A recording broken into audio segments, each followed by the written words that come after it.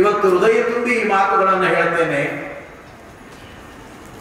ಪೂಜ್ಯ ಅಪ್ಪ ಅವರ ಈ ಭಾಮಿನಿ ಷಟ್ಪದಿಯ ಮಹಾಕಾವ್ಯ ಮಹಾಪುರಾಣವನ್ನ ಎರ್ನಾಳದ ಪರಮ ಪೂಜ್ಯರು ನಮ್ಮ ಪಂಡಿತ್ ಡಾಕ್ಟರ್ ಗುರುಸ್ವಾಮಿ ರಾಜಗುರು ಕಲ್ಕೇರಿ ಅವರಿಂದ ಇದನ್ನ 30 ಅಧ್ಯಾಯಗಳಲ್ಲಿ ರಚನೆ ಮಾಡಿಸಿದರು.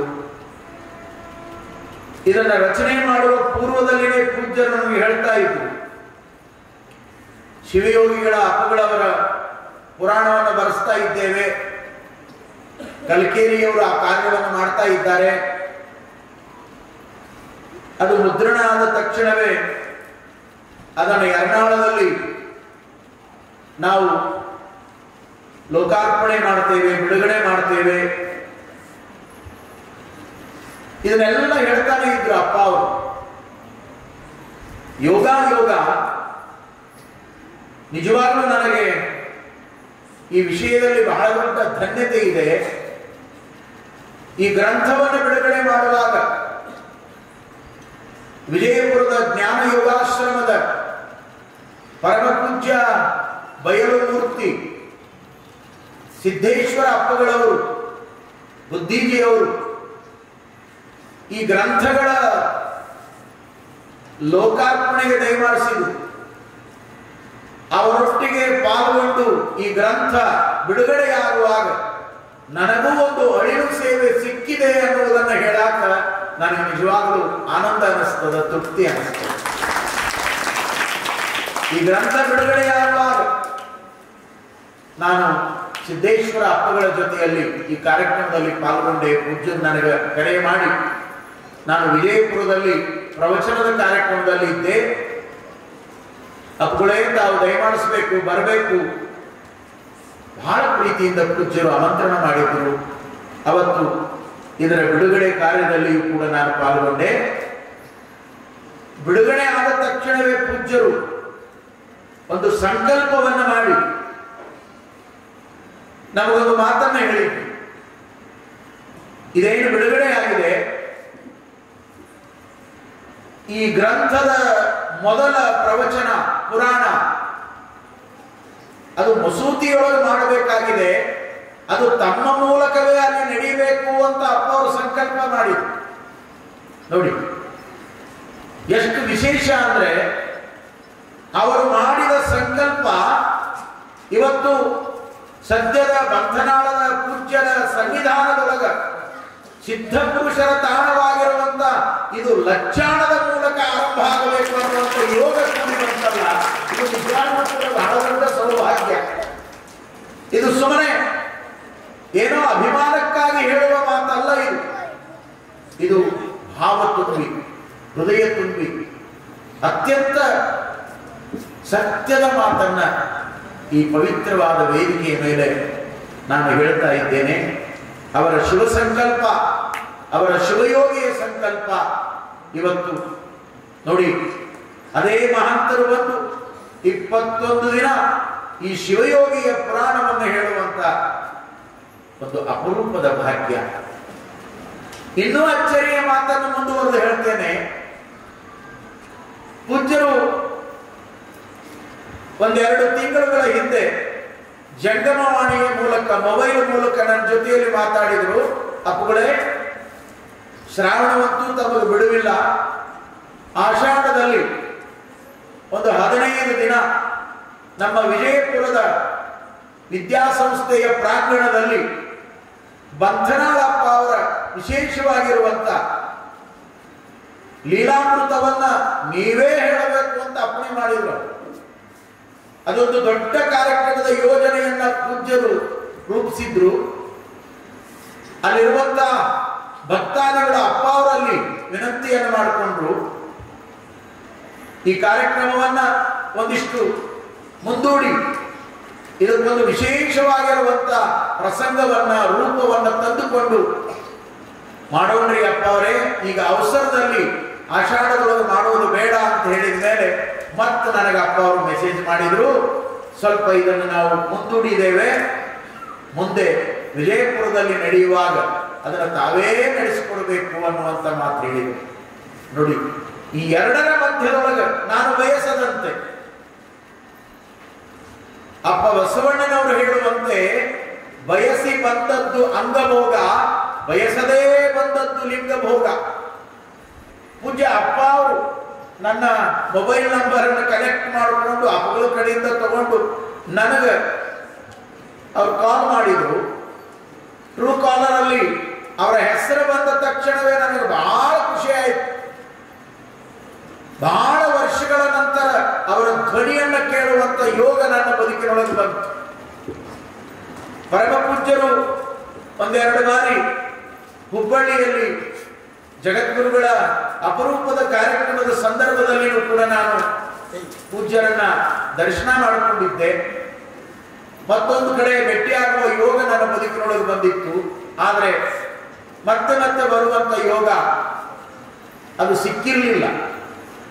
ಪೂಜ್ಯರು ನನಗೆ ಕರೆಯನ್ನು ಮಾಡಿ, ಅಪ್ಪುಗಳೇ, ನಮ್ಮ ಲಚ್ಚಾಣದೊಳಗೆ ಸಿದ್ಧಲಿಂಗ ಮಹಾರಾಜರ ಪುಣ್ಯಾರಾಧನೆಯನ್ನು ನಿಮಿತ್ತ ಮಾಡಿಕೊಂಡು ನಮ್ಮ ಭಕ್ತರು, ಲಚ್ಚಾಣದ ಸಮಸ್ತ ದೈವ ಎಲ್ಲಾ ಭಕ್ತರು ಸಂಕಲ್ಪ ಮಾಡ್ಯಾರ, ಬಂಧನಾಳ ಶಿವಯೋಗಿಗಳ ಪುರಾಣವನ್ನೇ ಹಚ್ಚಬೇಕು ಅಂತ ಹೇಳಿ. ಹಾಗಾಗಿ ತಮ್ಮನ್ನು ನಾವು ಆಯ್ಕೆ ಮಾಡಿಕೊಂಡಿದ್ದೇವೆ. ಬಹುಶಃ ಈ ಪುರಾಣ ನಿಮ್ಮ ಬಾಯಿಂದಲೇ ಅದು ಸಾಗಬೇಕು. ಹಾಗಾಗಿ ತಾವು ಒಪ್ಕೋಬೇಕು ಅಂತ ಹೇಳಿ ನನಗೆ ಅಪ್ಪಣೆ ಮಾಡಿದ್ರು. ನಾನು ಪ್ರೀತಿಯಿಂದ ಒಂದೇ ಮಾತಿಗೆ ಆಯ್ತು ಬುದ್ಧಿ, ತಾವು ಅಪ್ಪಣೆ ಮಾಡಿದ್ರೆ ನಾನು ಬರ್ತೇನೆ ಅನ್ನುವಂಥ ಮಾತನ್ನು ಹೇಳಿದೆ. ನಂತರದಲ್ಲಿ ಪರಮ ಪೂಜ್ಯರು ನಮ್ಮ ಗುರು ಪರಂಪರೆಯ ಶ್ರೀಮಠವಾಗಿರುವಂಥ ಇಳಕಳ್ಳಿಗೆ ದಯಮಾಡಿಸಿ ಭಕ್ತರ ಜೊತೆಗೂಡಿ ಹೋಗಿ ಗುರುಮಹಂತ ಅಪ್ಪಗಳವರಿಂದ ನನಗೆ ಮಾತಾಡಿಸಿ, ತಾವು ಹೋಗ್ರಿ ಅಪ್ಪಗಳ ಅಂದ್ರೆ ಅವ್ರು ಹೇಳಿದಾಗ ನನ್ನ ಪೂಜ್ಯ ಲಿಂಗೈಕ್ಯ ಡಾಕ್ಟರ್ ಮಹಾಂತ ಅಪ್ಪಗಳೇ ಹೇಳಿದಂಗೆ ಆಯ್ತು. ನನಗೆ ಆಗಲಿಪ್ಪ ನಾನು ಹೋಗ್ತೀನಿ ಅಂದೆ. ಇವತ್ತು ನಿಜವಾಗಲೂ ಕೂಡ ಅವರೆಲ್ಲರ ಪ್ರೀತಿಯ ಸಂಕಲ್ಪದ ಒಂದು ಕರೆ, ಲಚ್ಚಾಣದ ಸರ್ವ ಸದ್ಭಕ್ತರ ಪ್ರೀತಿಯ ಕರೆ, 21 ದಿನಗಳ ಕಾಲ ಸೇವೆ ಮಾಡುವಂತ ಈ ಅಪರೂಪದ ಭಾಗ್ಯಕ್ಕೆ ಅದು ಸಾಕ್ಷಿಯಾಗಿದೆ. ನಿಜವಾಗಲೂ ಕೂಡ 21ನೇ ಶತಮಾನದ 20ನೇ ಶತಮಾನದ ಒಬ್ಬ ಪರಮ ಶಿವಯೋಗಿಗಳು ಕನ್ನಡ ನಾಡಿನ ಇತಿಹಾಸದಲ್ಲಿ ಯಾರಾದರೂ ಆಗಿ ಹೋಗಿದ್ರ ಅವರೇ ಬಂಧನಾಳದ ಸಂಗನ ಬಸವ ಶಿವಯೋಗಿಗಳು.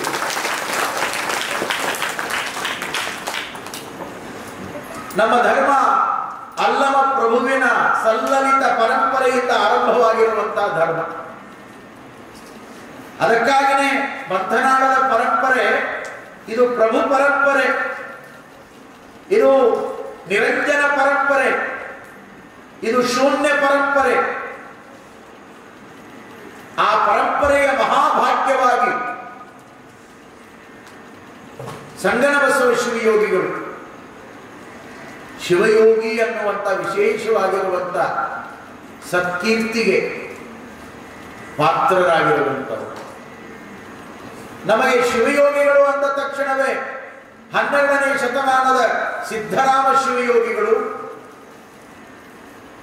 ಅದಾದ ಮೇಲೆ 15ನೇ ಶತಮಾನದ ತೋಂಟದ ಸಿದ್ಧಲಿಂಗ ಶಿವಯೋಗಿಗಳು, ಅದಾದ ಮೇಲೆ 17ನೇ ಶತಮಾನದೊಳಗ ಜೇವರಿಗೆಯ ಷಣ್ಮುಖ ಶಿವಯೋಗಿಗಳು. ಇದೊಂದು ಶಿವಯೋಗಿಗಳ ಪರಂಪರೆ ಆರಂಭ ಆಗುತ್ತದೆ. ಅದಾದ ಮೇಲೆ ಅಥಣಿ ಮುರುಗೇಂದ್ರ ಶಿವಯೋಗಿಗಳು, ಚಿತ್ತರಗಿ ವಿಜಯ ಮಹಂತ ಶಿವಯೋಗಿಗಳು, ಇವರೆಲ್ಲ ಶಿವಯೋಗಿಗಳಾಗಿ ಈ ನಾಡನ್ನು ಬೆಳಗಿದವರು. ಅದೇ ರೀತಿಯೊಳಗ ಯರನಾಳದ ಪರಂಪರೆಯೊಳಗ ಮತ್ತೊಬ್ಬ ಶಿವಯೋಗಿಗಳು, ಅವರು ಪಂಪಾಪತಿ ಶಿವಯೋಗಿಗಳು. ಅದರ ಜೊತೆಗೆ ಬಾಲಲೀಲಾ ಮಹಂತ ಶಿವಯೋಗಿಗಳು. ಇದೆಲ್ಲ ಶಿವಯೋಗಿಗಳ ಪರಂಪರೆ. ಇದು ಕನ್ನಡ ನಾಡಿನ ಇತಿಹಾಸದೊಳಗೆ ಇವರೆಲ್ಲ ನಾವು ಶಿವಯೋಗಿಗಳು ಅಂತ ಗೌರವಿಸ್ತೇವೆ. ನೋಡಿ, ಈ ಶಿವಯೋಗಿಗಳ ಪರಂಪರೆಯಲ್ಲಿ 20 ಮತ್ತು 21ನೇ ಶತಮಾನದಲ್ಲಿ ಮತ್ತೊಮ್ಮೆ ಒಬ್ಬ ಶಿವಯೋಗಿಯಾಗಿ ಬೆಳಗಿದವರು ಯಾರಾದರೂ ಇದ್ರೆ ಅವರೇ ನಮ್ಮ ಪುರಾಣದ ಪುಣ್ಯ ಪುರುಷರಾಗಿರುವಂತ ಬಂಧನಾಳದ ಸಂಗನಬಸವ ಶಿವಯೋಗಿಗಳು. ಅವರ ಚರಿತ್ರೆಯನ್ನು ಕೇಳೋದು ಅಂದ್ರೆ ಸಮಾಜವನ್ನ ಮುಂದಿಟ್ಟುಕೊಂಡು ಈ ಸಮಾಜದ ಬಗ್ಗೆ ಪರಿಪೂರ್ಣವಾದ ತಿಳುವಳಿಕೆಯನ್ನು ಮಾಡಿಕೊಳ್ಳುವಂತ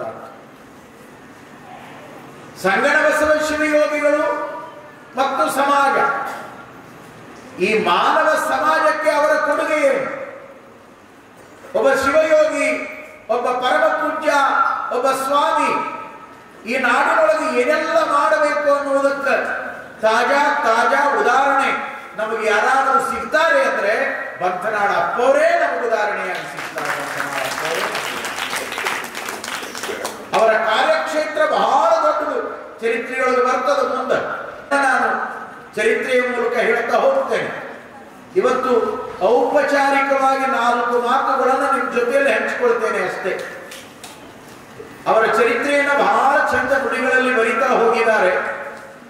ನನಗೂ ಕೂಡ ಪೂಜ್ಯರ ಬಗ್ಗೆ ಅಭಿಮಾನ, ಗೌರವ, ಅತ್ಯಂತ ಪೂಜ್ಯ ಭಾವನೆ. ಯಾಕಂದ್ರೆ ನನ್ನ ಪೂಜ್ಯ ಗುರುಗಳಾಗಿರುವಂತ ಇಳಕಲ್ಲಿನ ಮಹಾಂತ ಜೋಳಿಗೆಯ ಶಿವಶಿಲ್ಪಿಗಳಾದ ಡಾಕ್ಟರ್ ಮಹಾಂತಪ್ಪಗಳವರು ಮೇಲಿಂದ ಮೇಲೆ ಬಂಧನಾಳದ ಅಪ್ಪ ಅವರ ಕುರಿತಾಗಿ ಮಾತಾಡ್ತಿದ್ರು. ನಾವೆಲ್ಲ ಅವರ ಜೊತೆಯಲ್ಲಿ ಸೇವಾ ಮಾಡುವ ಕಾಲದೊಳಗೆ ಅವರ ಬದುಕಿನ ಬಗ್ಗೆ ಬಹಳಷ್ಟು ವಿಷಯಗಳನ್ನು ಹೇಳುತ್ತಿದ್ರು. ಬಹಳ ವಿಶೇಷ ಅಂದ್ರೆ ನಮ್ಮ ಹುಡುಗುಂದದ ಶಂಕರಣ್ಣ ನಾಗರಾಳ್ ಪ್ರಗತಿಪರ ರೈತ, ಒಬ್ಬ ಶರಣಜೀವಿ. ಹೆಚ್ಚಾನೆಚ್ಚು ವಯಸ್ಸಾದ ಮೇಲೆ ನಮ್ಮ ನಾಗರಾಳ ಶಂಕರಣ್ಣನವರು ನಮ್ಮ ಇಳಕಲ್ಲ ಅಪ್ಪ ಅವರ ಜೊತೆಯಲ್ಲಿನೇ ಒಡನಾಡಿಯಾಗಿ ಬದುಕನ್ನು ಕಳೆದು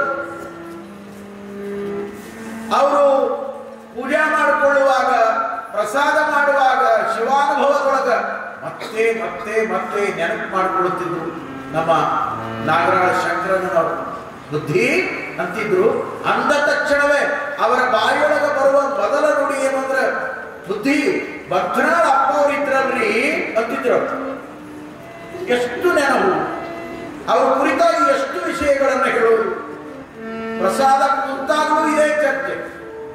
ನಾವು ಬೇರೆ ಬೇರೆ ಕಡೆ ಶಿವಾನುಭವಗಳಿಗೆ ಕಾರಿನಲ್ಲಿ ಹೋಗುವಾಗ ಅಜ್ಜ ಅವರು, ನಾನೇ ಪ್ರಥಮ ಸೇವಾಧಿಕಾರಿ, ಜೊತೆಗೆ ಶಂಕರಣ್ಣ, ನಮ್ಮ ವಾಹನದ ಚಾಲಕ ಮಹಾಂತೇಶ್, ಹೋಗುವಾಗಲೂ ಗಾಡಿಯೊಳಗೆ ಬಂಧನಾಳ ಅಪ್ಪ ಅವರು ಸುದ್ದಿ. ಅಪ್ಪ ಅವರು ಆ ಕಾರ್ಯ ಮಾಡಿದ್ರು, ಈ ಕಾರ್ಯ ಮಾಡಿದ್ರು, ಅಪ್ಪ ಅವರು ಮಾಡಿದ ಕಾರ್ಯ ಯಾರು ಮಾಡ್ತಾರೆ ಬುದ್ಧಿ ಅಂತಿದ್ರು. ಸದಾ ನೀವು ಹುಣಗುಂದದ ವಿದ್ಯಾಸಂಸ್ಥೆ ಹೆಂಗಾಯಿತು ಅನ್ನೋದನ್ನ ಇಟ್ಟು ಚಂದ ಹೇಳುತ್ತಿದ್ರು. ಪರಮಾನಂದ ಆಗಬೇಕು ಮನಸ್ಸು.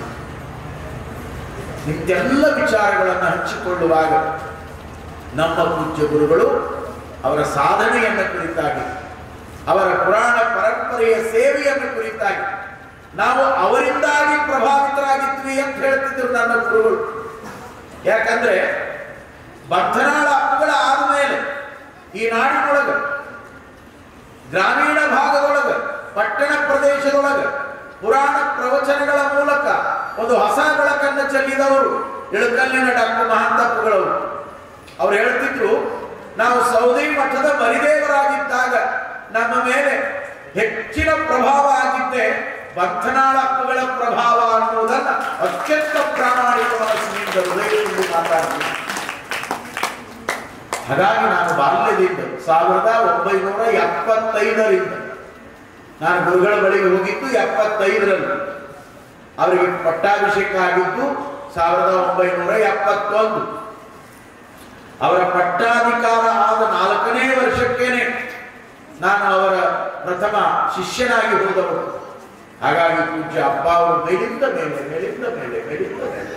ಬಂಧನಾಳ ಅಪ್ಪ ಅವ್ರ ಬಗ್ಗೆ ಹೇಳುವಾಗ ನನಗನಿಸ್ತಿತ್ತು, ಎಂತ ಮಹನೀಯರಿರ್ಬೇಕಪ್ಪ ಅವರು. ಅವ್ರ ಸಾಧನೆ ಅಂತದ್ದಿರಬೇಕು. ಅವ್ರ ಬಗ್ಗೆ ಎಷ್ಟು ಆನಂದವಾಗಿ ಇವರು ಮತ್ತೆ ಮತ್ತೆ ಮಾತಾಡ್ತಾರಲ್ಲ.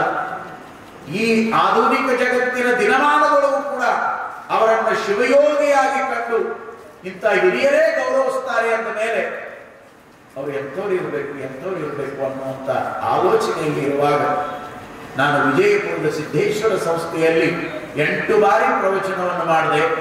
ಆವಾಗ ಪರಮ ಪೂಜ್ಯರ ಅಪರೂಪದ ಬದುಕನ್ನು ದರ್ಶನ ಮಾಡುವಂಥ, ಅವರ ಬದುಕನ್ನು ಕುರಿತಾಗಿ ವಿಚಾರ ಮಾಡುವಂಥ, ಅವರ ಸೇವೆಯನ್ನು ಕುರಿತಾಗಿ ಆಲೋಚನೆ ಮಾಡುವಂಥ, ಅವರ ವ್ಯಕ್ತಿತ್ವದ ಪರಿಚಯವನ್ನು ನಾನು ಈಶ್ವರ ಚಿಂತಾಮಣಿಯವರ ಅಪರೂಪದ ಮಾತುಗಳಿಂದ, ಅವರು ಇನ್ನೂ ಇದ್ದರು, ಅವರು ನನ್ನ ಪ್ರವಚನದಿಂದ ಪ್ರಭಾವಿತರಾಗಿ ಅಷ್ಟು ಇಳಿ ವಯಸ್ಸಿನೊಳಗೂ ಕೂಡ ನನ್ನ ರೂಮಿಗೆ ಬರ್ತಿದ್ರು ಮಧ್ಯಾಹ್ನದವರು. ಅವರು ಅಪ್ಪ ಅವ್ರ ಬಗ್ಗೆ ಅಷ್ಟು ವಿಷಯಗಳನ್ನು ಹೇಳುವುದನ್ನು ಕೇಳಿರುವಂಥ ಆ ಸಂದರ್ಭಗಳನ್ನು ಇಲ್ಲಿ ಯಾಕೆ ನೆನೆಸ್ಕೊಳ್ತೀನಿ ಅಂದರೆ, ಅವರನ್ನು ಶ್ರದ್ಧೆಯಿಂದ ನಂಬಿದ ನನ್ನ ಭಾವಭಕ್ತಿ ಇವತ್ತು ಅವರ ಚರಿತ್ರೆಯನ್ನು 21 ದಿನಗಳ ಕಾಲ ನಿಮ್ಮ ಮುಂದೆ ಬಿಚ್ಚಿಡುವಂಥ, ಅವರ ಜೀವನದ ಅದ್ಭುತವಾದ ಲೀಲೆಗಳನ್ನು ನಿಮ್ಮ ಮುಂದೆ ಹಂಚಿಕೊಳ್ಳುವಂಥ ಈ ಅಪರೂಪದ ಯೋಗ ಅದು ಸಿಕ್ಕಿದೆಯಲ್ಲ, ಅದು ನಿಜವಾಗಲೂ ಕೂಡ ನಮಗೆ ಬಹಳಷ್ಟು ಧನ್ಯತೆಯನ್ನು ತಂದಿದೆ, ಆನಂದವನ್ನು ತಂದಿದೆ ಅನ್ನುವಂಥ ಮಾತನ್ನು ಇಲ್ಲಿ ಹೇಳಿ, 20ನೇ ಶತಮಾನದಲ್ಲಿ ಧಾರ್ಮಿಕ, ಶೈಕ್ಷಣಿಕ ಮತ್ತು ಸಾಮಾಜಿಕ ಸುಧಾರಕರಾಗಿ ಬಹಳ ದೊಡ್ಡ ಕಾರ್ಯವನ್ನು ಪೂಜ್ಯರು ಮಾಡಿದ್ದಾರೆ. ಈ ನೆಲದೊಳಗೂ ಎಷ್ಟೋ ಲೀಲೆಗಳನ್ನು ಅವರು ಮಾಡಿದರು. ಹಾಗಾಗಿ ಈ ಲಕ್ಷಾಣದ ಮಣ್ಣಿಗೆ ಒಂದು ವಿಶೇಷವಾದ ಶಕ್ತಿ ಇದೆ. ಒಬ್ಬ ಸಿದ್ಧ ಪುರುಷರ, ಒಬ್ಬ ಶಿವಯೋಗಿಯ ಅನುಗ್ರಹದ ಪರಮ ಪವಿತ್ರವಾದ ಮಣ್ಣಿದು. ಅದಕ್ಕಾಗಿಯೇ ಬಲ್ಲವರು ಹೇಳಿದರಲ್ಲ, ಒಬ್ಬ ಮಹಾತ್ಮ, ಒಬ್ಬ ಶಿವಯೋಗಿ, ಒಬ್ಬ ಸಿದ್ಧ ಪುರುಷ ಒಲಿದು ಪಾದವ ಇಟ್ಟು ಬಿಟ್ರೆ ಆ ನೆಲ ಸುಕ್ಷೇತ್ರ ಆಗ್ತದೆ, ಜಲ ಪಾವನ ತೀರ್ಥ ಆಗ್ತದೆ. ಇಂಥ ನೆಲದೊಳಗೆ ಓಡಾಡುವಂಥ ನೀವು ನಿಜವಾಗ್ಲೂ ಭಾಗ್ಯವಂತರು, ಪುಣ್ಯವಂತರು. ಅದಕ್ಕಾಗಿ ನಾನು ಪ್ರಥಮ ಬಂದ ತಕ್ಷಣವೇ ಆ ಮಹದ್ವಾರದ ಬಳಿಯಲ್ಲಿನೇ ಈ ನೆಲದ ಮಣ್ಣಿಗೆ ಹಣೆ ಹಚ್ಚಿ ನಾನು ಶರಣಗಳನ್ನು ಸಲ್ಲಿಸಿ ಒಳಗಡೆ ಪ್ರವೇಶವನ್ನು ಮಾಡಿದೆ. ಪೂಜ್ಯರ ದರ್ಶನ ಆಯಿತು. ಇವತ್ತು ಪ್ರಾರಂಭೋತ್ಸವ ಆಗಿರುವುದರಿಂದ ಸಂಪ್ರದಾಯದಂತೆ ಪೂಜ್ಯರು ಪುರಾಣದ ಗ್ರಂಥವನ್ನು ನನ್ನ ಉಡಿಯೊಳಗಿಟ್ಟು ಅನುಗ್ರಹವನ್ನು ಮಾಡಿಕೊಟ್ಟಾರ. ಅಪ್ಪ ಅವರೇ, ನೀವು 21 ದಿನ ಅಪ್ಪನ ಚರಿತ್ರೆಯನ್ನು ನೀವು ಆನಂದವಾಗಿ ಹೇಳಬೇಕು ಅಂತ ಅವರು ಕೃಪಾ ಮಾಡ್ಯಾರ.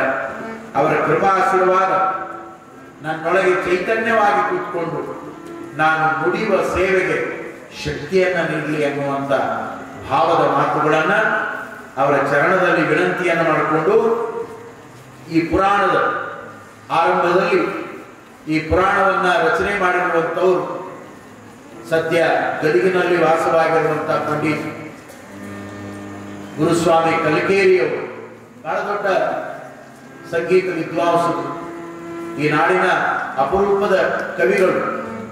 ಕಾರಣ ಏನು ಅಂದರೆ, ಈ ಕಾವ್ಯಗಳನ್ನು, ಚಂಪು ಕಾವ್ಯಗಳನ್ನು ಬರೆಯುವಂಥವರು ಬಹಳ ವಿರಳ. ಅಲ್ಲೊಬ್ರು ಇಲ್ಲೊಬ್ರು ಒಂದು 4-8 ಜನ ಸಿಗ್ತಾರೆ ಅಷ್ಟೇ. ಅದರೊಳಗೆ ಗುರುಸ್ವಾಮಿ ಕಲಿಕೇರಿಯವರು ಬಹಳ ಸುಲಲಿತವಾಗಿರುವಂಥ ಸರಳವಾದ ಕನ್ನಡದ ನುಡಿಗಳಲ್ಲಿ ಕಾವ್ಯವನ್ನ ಬರೆಯುವಲ್ಲಿ ಸಿದ್ಧಸ್ಥರು. ಅಂಥವರು ಈ ಅಪರೂಪದ ಪುರಾಣವನ್ನ ಅವರು ರಚನೆ ಮಾಡಿದ್ದಾರೆ. ಇಲ್ಲಿ ಅವರೇ ಹೇಳುವಂತೆ ಬಹಳ ವಿಶೇಷವಾಗಿ ಈ ಗ್ರಂಥಕ್ಕೆ ನಮ್ಮ ಮುಂಡರಗಿಯ ಪರಮ ಪೂಜ್ಯರು ಮುನ್ನುಡಿಯನ್ನ ದಯಪಾಲಿಸಿದ್ದಾರೆ. ಅವರು ಈ ಗ್ರಂಥದೊಳಗೆ 30 ಅಧ್ಯಾಯಗಳ ವಿಶೇಷವಾಗಿರುವಂಥ ರಚನೆಯನ್ನ ಮಾಡಿ ಅವರು ಈ ಮಹಾಕಾವ್ಯವನ್ನ ಕರುನಾಡಿನ ಸಾರಸ್ವತ ಲೋಕಕ್ಕೆ ನೀಡಿರುವುದು ಒಂದು ವಿಶೇಷವಾಗಿರುವಂಥ ಭಾಗ್ಯ ಅನ್ನೋದನ್ನು ಹೇಳ್ತಾ, ಈ 30 ಅಧ್ಯಾಯಗಳಲ್ಲಿ 1100ಕ್ಕೂ ಹೆಚ್ಚು ಪದ್ಯಗಳು ಈ ಗ್ರಂಥದಲ್ಲಿ ಇವೆ. ಈ ಸಮಗ್ರವಾಗಿರುವಂಥ ಕಾವ್ಯದ ಜೊತೆಗೆ ನನಗೆ ಪೂಜ್ಯರ ಬಗ್ಗೆ ಹಿರಿಯರ ಮುಖೇನ, ಬಲ್ಲವರ ಮುಖೇನ, ನನ್ನ ಪೂಜ್ಯ ಗುರುಗಳ ಮುಖೇನ ಕೇಳಿರುವಂಥ ವಿಚಾರಗಳು ಎಲ್ಲದನ್ನು ಒಳಗೊಂಡು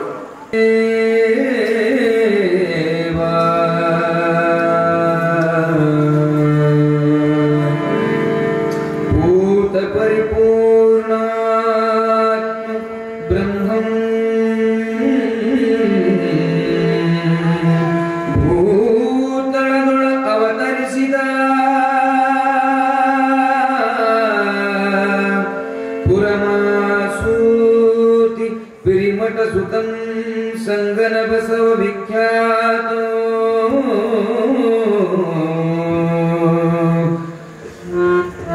ಕ್ಷೇತ್ರ ಯರನಾಳ್ ಮತ್ತೆ ಬಂಧನಾಳ್ ಬತ್ತಿಯ ಮಣಿ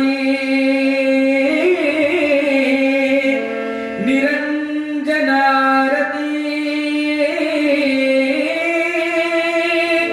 ವರ್ತಿಸಿದ ಗುರುವೀ ಮಧ್ಯ ಬೆಳಗಿದ ಪ್ರಭುವಿಗ ನಮಿಪೇ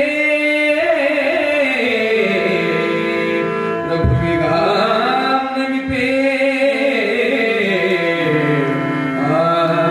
ನಮಿಪೇ ರಸಕಸದ ಸರಿ ಬೆರಕೆ ವಿಶ್ವದೋಳ್ ಎಸದ ಜೀವಂಗಳಲ್ಲಿ ಸಾಧಿಸಿದ ಸುಜ್ಞಾನ ಇವ ಮೇಜ್ಞಾನ ಬರಮೆಯದು ಕಸ ತೆಗೆದು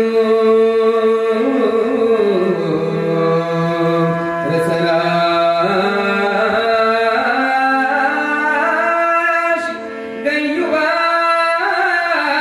ಕೃಷಿಕನು ಬೋಧಿಸುತ್ತೆ ಭವಭಯ ಕಸಕು ಬಂಧನ ಬಿಡಿಸಿ ಕೊರೆಯುವ ಗುರುವಿಗ ನಮಿಪೇ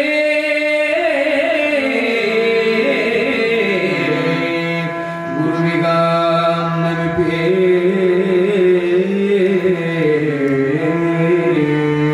ಪ್ರಾಣದ ಕರ್ತೃಗಳಾಗಿರುವಂತ ಕಲಕೇರಿಯವರು ಬಂಧನಾಳ ಶಿವಯೋಗಿಗಳ ಲೀಲಾಕೃತ ಕಾವ್ಯವನ್ನ ಭಾಮಿನಿ ಷಟ್ಪದಿಯಲ್ಲಿ ಕಾವ್ಯ ಪರಂಪರೆಯಲ್ಲಿ ವಾರ್ತಿಕ ಷಟ್ಪದಿ ಭಾಮಿನಿ ಷಟ್ಪದಿ ಎರಡೂ ಷಟ್ಪದಿಗಳೇ. ಷಟ್ಪದಿ ಅಂದ್ರೆ ಇದು ಸಂಸ್ಕೃತ ಭಾಷೆ. ನಿಮಗೆ ಸರಳವಾಗಿ ಹೇಳುವುದು ಅಂದ್ರೆ 6 ಸಾಲಿನ ನುಡಿಗಳ ಒಂದು ಜೋಡಣೆ, ಅದಕ್ಕೆ ಷಟ್ಪದಿ ಅಂತ ಕರೀತಾರೆ. ಅಂತ ಭಾಮಿನಿ ಷಟ್ಪದಿಯಲ್ಲಿ ಈ ಮಹಾಕಾವ್ಯವನ್ನ ಅವರು ರಚನೆ ಮಾಡಿದರು. ಬಹಳ ಸುಂದರವಾಗಿರುವಂತ 2 ನುಡಿಗಳನ್ನು ಅವರು ಹೇಳಿದ್ದಾರೆ. ಇವತ್ತು ಪ್ರಾರಂಭದ ದಿನ ಆಗಿರುವುದರಿಂದ ಈ 2 ನುಡಿಗಳ ಒಂದು ಮಹತ್ವದ 1-2 ಮಾತುಗಳನ್ನ ನಮ್ಮ ಜೊತೆಯಲ್ಲಿ ಹಂಚಿಕೊಳ್ತೇನೆ. ಪರಿಪೂರ್ಣವಾಗಿರುವಂತ ಪರಬ್ರಹ್ಮ ವಸ್ತುವಿನಿಂದ ಈ ಜಗತ್ತಿನ ನಿರ್ಮಾಣ, ಈ ಜಗತ್ತಿನ ಉತ್ಪತ್ತಿ. ಈ ಜಗತ್ತು ಪಂಚಭೂತಗಳಿಂದ ಕೂಡಿರುವಂತಹದ್ದು. ಪೃಥ್ವಿ, ಅಪ್, ತೇಜು, ವಾಯು, ಆಕಾಶ. ಇವು ಕೂಡ ಪಾರಿಭಾಷಿಕ ಪದಗಳೇ. ನಮ್ಮೆಲ್ಲರಿಗೂ ಸಾಮಾನ್ಯವಾಗಿ ಅರ್ಥವಾಗುವಂತ ನುಡಿಗಳನ್ನು ನಮ್ಮ ಹಳ್ಳಿಗರು, ನಮ್ಮ ಜನಪದರು ಮಾತಾಡಿದರು. ನಾವು 5 ಮುಖ್ಯವಾಗಿರುವಂತ ವಸ್ತುಗಳಿಂದ ಜೀವನವನ್ನು ಮಾಡ್ತೇವೆ. ಯಾರೇ ಇರಲಿ, ಮ್ಯಾಲೆ ಕುಂತವರಿರ್ಲಿ, ಕೆಳಗೆ ಕುಂತವರಿರ್ಲಿ, ಜಗತ್ತಿನೊಳಗೆ ಯಾರೇ ಇರಲಿ, ಅವರು ಇಂಡಿಯಾದಾಗಿರ್ಲಿ, ಅವರು ಅಮೇರಿಕಾದಾಗಿರ್ಲಿ, ಅವರು ಇಂಗ್ಲೆಂಡಿನೊಳಗಿರ್ಲಿ, ಅವರು ಎಲ್ಲರೇ ಇರಲಿ, ಅವರು ಯಾವ ಜನಾಂಗದೊಳಗಾದ್ರೂ ಹುಟ್ಟಿರ್ಲಿ, ಒಟ್ಟಾರೆ ಮನುಷ್ಯರು ಅನಿಸ್ಕೊಂಡು ನಾವು ಯಾರ್ಯಾರು ಈ ಮರ್ತ್ಯಲೋಕದೊಳಗ, ಈ ಭೂಮಿಯೊಳಗ ಬದುಕನ್ನ ಕಳಿತೇವೆ, ನಾವೆಲ್ಲರೂ ಕೂಡ ಈ 5 ಅಂಶಗಳ ಸಂಗಮವಾಗಿಯೇ ನಮ್ಮ ಬದುಕನ್ನು ನಾವು ಬಳಸ್ಕೊಳ್ತೇವೆ. ಮಣ್ಣು, ಪೃಥ್ವಿ ತತ್ವ ಇದೆ, ಮಣ್ಣು. ಅದರ ಜೊತೆಗೆ ನೀರು, ಅದರ ಜೊತೆಗೆ ಬೆಂಕಿ, ಅದರ ಜೊತೆಗೆ ಗಾಳಿ, ಅದರ ಜೊತೆಗೆ ಬಯಲು, ಆಕಾಶ. ಇವು 5. ಇನ್ನೊಂದು ಇಲ್ವೇ ಇಲ್ಲ ಜಗತ್ತಿನೊಳಗೆ. ನಮ್ಮ ದೇಹವೂ ಕೂಡ ಈ 5ರಿಂದ ಕೂಡಿರುವಂತಹದ್ದು. ಅದಕ್ಕಾಗಿನೇ ಮೈ ತಿಕ್ಕೊಂಡ್ರೆ ಎಲ್ಲರ ಮೈಯಾಗ ಮಣ್ಣು ಬರ್ತದೆ, ಹೌದಲ್ಲ? ಇಲ್ರಿ ಅವ್ರು ಬಹಳ ದೊಡ್ಡ ಸಾಹುಕಾರ ಅದಾರ, ದೇಶಮುಖರದಾರ, ಗೌಡ್ರದಾರ, ಅವ್ರ ಮೈ ತಿಕ್ಕೊಂಡ್ರ ಅವ್ರ ಮೈಯಾಗ ಬಂಗಾರ ಬೆಳ್ಳಿ ಮುತ್ತು ರತ್ನ ವಜ್ರ ವೈಡೂರ್ಯ ಉದುರ್ತಾವ್ರಿ, ಹಂಗೇನ ಐತೇನ್ರಿ? ಮತ್ತ ಅಂತವ್ರು ಯಾರಾದ್ರೂ ನಿಮ್ಗೆ ಭೇಟಿ ಆಗಿದ್ರಿ ಹೇಳ್ರಿ, ಮುಂದೆ ತಿದ್ದುಕೊಂಡು ಹೇಳಕ್ ಬರ್ತದ ನಮ್ಗೆ. ಇಲ್ಲಿ ನಾನು ಹುಡುಗ ಇಷ್ಟ ಎಲ್ಲರ ಮೈಯಾಗ ಮಣ್ಣು ಬರ್ತದೆ. ಯಾಕ? ಮಣ್ಣಿನಿಂದ ಆದ ಕಾಯಿ. ಅದಕ್ಕೆ ಇದು ಮಣ್ಣು ಅಂದ್ರೆ ಇದು ಬಹಳ ಪ್ರೀತಿ. ಇದಕ್ಕೆ ಮಣ್ಣಿನಿಂದ ಬಂದದ, ಮಣ್ಣಿನಿಂದ ಅನ್ನ ಆಗ್ತದ, ಅನ್ನದಿಂದ ರೇತು ರಕ್ತಗಳಾಗ್ತಾವ, ಆ ರೇತು ರಕ್ತದಿಂದ ಪಿಂಡದ ಉತ್ಪತ್ತಿ ಆಗ್ತದ. ಹಾಗಾಗಿ ಶರಣರು ಹೇಳಿದ್ರು ಇದರ ಬದುಕು ಆರಂಭ ಆಗುವುದೇ ಮೂಲ ತತ್ವ, ಅದು ಪೃಥ್ವಿ ತತ್ವ. ಅದಕ್ಕಾಗಿಯೇ ಬಸವಣ್ಣನವರು ಭಕ್ತಿ ಎಂಬ ಪೃಥ್ವಿಯ ಮೇಲೆ ಗುರುವೆಂಬ ಬೀಜವಂಕುರಿಸಿ ಲಿಂಗವೆಂಬ ಎಲೆಯಾಗಿತ್ತು, ಆಚಾರವೆಂಬ ಕಾಯಾಗಿತ್ತು, ವಿಚಾರವೆಂಬ ಹಣ್ಣಾಗಿತ್ತು. ನಿಷ್ಪತ್ತಿ ಎಂಬ ಹಣ್ಣು ತೊಟ್ಟು ಕಳಚಿ ಬೀಳುವಲ್ಲಿ ಕೂಡಲ ಸಂಗಮ ದೇವ ತನಗೆ ಬೇಕೆಂದು ಎತ್ತಿಕೊಂಡ. ಇದು ಅಲ್ಲಿಂದ ಆರಂಭ ಆಗ್ತದೆ. ಇವು 5. ಅದಕ್ಕೆ ಮೈಯ ಮಣ್ಣು ಬರ್ತದೆ, ಮೈಯೊಳಗೆ ನೀರು ಇರಲೇಬೇಕು. ನಾವು ಎಷ್ಟು ಊಟ ಮಾಡ್ತೀವಿ ಅದರ ಮುಕ್ಕಾಲು ಕೊಟ್ಟು ಈ ಬಾಡಿಯೊಳಗೆ ವಾಟರ್ ಇರ್ತದೆ, ನೀರು ಇರ್ತದೆ. ನೀರಿನ ಅಂಶ ಎಲ್ಲಿ ತರ ಇರ್ತದ ಅಲ್ಲಿವರೆಗೆ ಈ ದೇಹದ ಹೊಲಸೆಲ್ಲ ಹೊರಗೆ ಹೋಗ್ತದ, ಶುಚಿ ಆಗ್ತದ, ಸ್ವಚ್ಛ ಆಗ್ತದ. ನೋಡ್ರಿ, ತುಂಬಿರುವ ಗಟಾರ ಹೊಲಸ ಅಲ್ಲೇ ಇದ್ರೆ ವಾಸನೆ ಬರ್ತದ. ಧಾರಾಕಾರವಾಗಿ ಮಳೆ ಬಂತು ಅಂದ್ರೆ ಆ ಮಳೆಯೊಳಗೆ ಹೊಲಸೆಲ್ಲ ಹೆಣ್ಣು ಕೊಚ್ಚಿ ಹೋಗ್ತದಲ್ಲ, ಹಂಗ ಮುಕ್ಕಾಲು ಪಟ್ಟು ಈ ದೇಹದೊಳಗೆ ನೀರಿನ ಅಂಶ ಇತ್ತು ಅಂದ್ರೆ ಈ ಆರೋಗ್ಯ ಚೆನ್ನಾಗಿರ್ತದೆ, ಇದು ಚೈತನ್ಯವಾಗಿರ್ತದೆ. ಇಲ್ಲ ನೀರು ಕಡಿಮೆ ಹೋಗಾಕ ಶುರು ಮಾಡಿತು ಅಂದ್ರೆ ಚಿಂತೆ ಮಾಡ್ತೀವಿ ನಾವು ಜಗತ್ನಾಗ. ಇಲ್ರಿ, ಯಾಕೋ 3 ದಿನ ಆತು ಒಟ್ಟ ನೀರ ಹೋಗವಲ್ದು, ಗಂಟದಾಗ ನೀರು ಇಳೆವಲ್ದು ಹೇಳ್ತಾರೆ ನೋಡಿ. ಕೊನೆಗೆ ಇಳಿಸ್ಬೇಕು ಅಂತ ಇನ್ನೇನು ಬಿಕ್ಕುವಾಗ 4 ಗಣಿ ನೀರೆಲ್ಲ ಹಾಕಿ ಕಳಿಸ್ತಾರೆ ಕಣೆ. ಹೌದಲ್ಲ? ಎಷ್ಟು ಸಹಜ ಸತ್ಯಗಳಿವೆಲ್ಲ. ಹಾಗಾಗಿ ಇಲ್ಲಿ ಕವಿಗಳು ಬರೀತಾರೆ, ಭೂತ ಪರಿಪೂರ್ಣಾತ್ಮ ಬ್ರಹ್ಮ ಈ ಭೂತಳದೋಳ್ ಇರುವಂತ ಪಂಚಭೂತಗಳಿಂದ ನಿರ್ಮಾಣವಾದ ಜಗತ್ತಿನೊಳಗ ಮಸೂತಿ ಅನ್ನುವಂತ ಒಂದು ಊರು, ಆ ಊರಿನ ಪಿರಿಯ ಮಠ, ಹಿರೇಮಠ ನೋಡ್ರಿ, ಅಲ್ಲಿ ಸುತಂ ಮಗನಾಗಿ ಸಂಗನ ಬಸವ ವಿಖ್ಯಾತಂ, ಈ ನಾಡಿನೊಳಗ ವಿಖ್ಯಾತಿಯನ್ನು ಹೊಂದಿರುವಂತ ಅಪರೂಪದ ಸಂಗನ ಬಸವ ಅನ್ನುವಂತ ಸುತ ಶಿವಸುತನಾಗಿ ಮಸೂತಿಯ ಪಿರಿಯ ಮಠದೋಳ್ ಮುಂದೆ ಬರ್ದಾರವರು ಕ್ಷೇತ್ರ ಯರ್ನಾಳ್ ಮತ್ತೆ ಬಂಧನಾಳ್. ಈ ಅವಳಿ ಇವೆರಡೂ ಒಂದೇನೆ, ಒಂದು ನಾಣ್ಯದ 2 ಮುಖಗಳು. ಇವೆರಡನ್ನು ಬೇರೆ ಬೇರೆ ಅನ್ನಲಿಕ್ಕೆ ಆಗೋದಿಲ್ಲ. ಇವೆರಡಕ್ಕೂ ಜೀವಾಳವಾದವರೇ ಶಿವಯೋಗಿಗಳು. ಹಾಗಾಗಿ ಈ ಅವಳಿ ನಿರಂಜನಾರತಿ ಭಕ್ತಿಸಿದ ಸಂಗನ ಬಸವ ಶಿವಯೋಗಿಗಳು ಎಂತವರು ಅಂದ್ರೆ ನಿರಂಜನ ಪರಂಪರೆಗೆ ನಿರಂಜನಾರತಿಯನ್ನು ಬೆಳಗಿದ್ರು. ಹೀಗೆ ಹೆಂಗ ಅಪ್ಪ ಅವರು ಜ್ಯೋತಿಯನ್ನು ಬೆಳಗುವುದರ ಮೂಲಕ ಇವತ್ತಿನ ಕಾರ್ಯಕ್ರಮ ಉದ್ಘಾಟನೆ ಮಾಡಿದ್ರಲ್ಲ, ಹಾಗೆ ಎಷ್ಟು ಚಂದ ಬರೆಸ್ತಾನೆ ಕವಿ. ನಿರಂಜನಾರತಿ ಹೊತ್ತಿಸಿದ ಗುರುವಿಗೆ ಈ ಮರ್ತ್ಯದಲ್ಲಿ ನಾನು ಪ್ರಭು ಅನ್ನುವಂತ ಭಾವನೆಯಿಂದ ಅವರ ಶ್ರೀಚರಣಗಳಿಗೆ ನಮನವನ್ನು ಸಲ್ಲಿಸಿ ಆ ಸಂಗನ ಬಸವ ಶಿವಯೋಗಿಗಳ ಸ್ಮರಣೆಯ ಮೂಲಕ ಈ ಕಾವ್ಯವನ್ನು ನಾನು ಬರೀಲಿಕ್ಕೆ ಪ್ರಾರಂಭ ಮಾಡ್ತೇನೆ ಅನ್ನುವಂಥ ಭಾವಭಕ್ತಿಯನ್ನ ಈ ಮೊದಲ ನುಡಿಯಲ್ಲಿ ಕವಿಗಳು ಹೇಳುವುದರ ಮೂಲಕ ಯಾರ್ಯಾರನ್ನೋ ನೆನೆಯಲಿಕ್ಕೆ ಹೋಗಲಿಲ್ಲ.